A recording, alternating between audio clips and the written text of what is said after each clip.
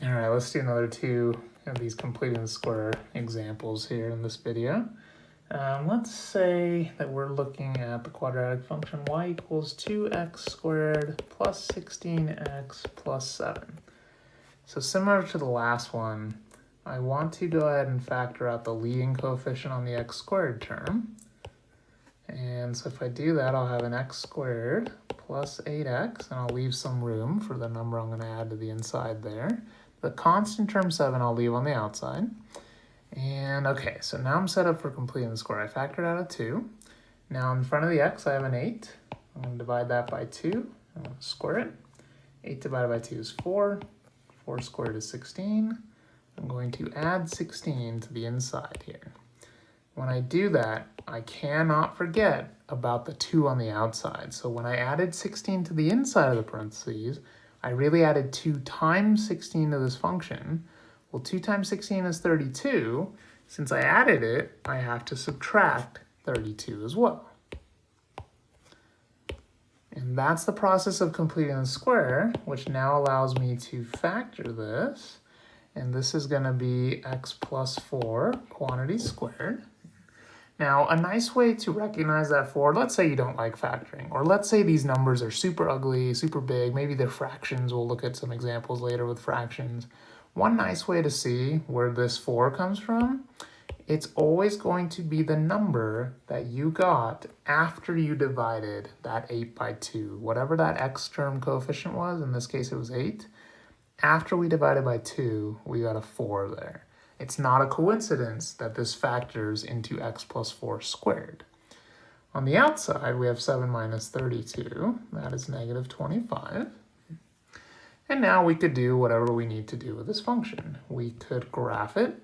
This is moving to the left 4 and down 25. And then this is a positive 2 on the outside, so it is opening upward.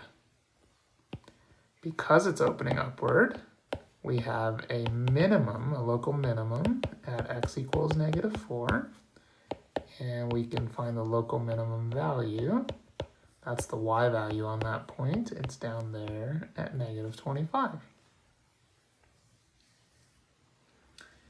And I'll go ahead and do another one.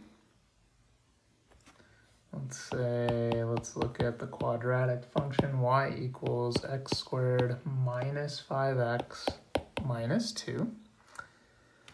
This one already looks pretty good to start. I'll just go ahead and group. So x squared minus 5x I'll put together. I'll leave the minus 2 on the outside of the parentheses. And in this case, our coefficient on the x term is negative 5. I need to divide that by 2, and I need to square it. Okay.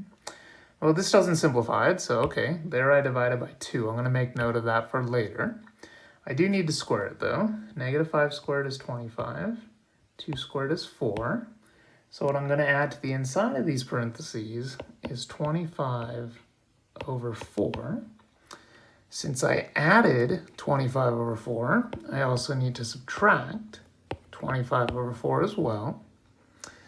Now I'm completing the square. I can go ahead and factor now. Again, the shortcut that I mentioned on the previous problem, it's always going to be, this number here is always going to be whatever you got after you divided by 2.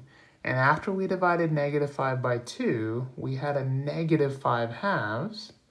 So that's why this is x minus 5 halves on the inside after we factor. On the outside, I need to get a common denominator here. Let's see, 2 is the same as 8 over 4.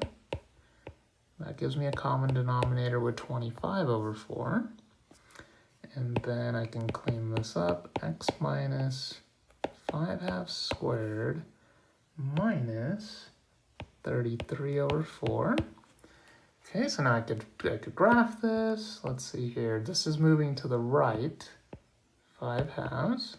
It's moving down 33 over 4, so negative 33 over 4 on the y-axis.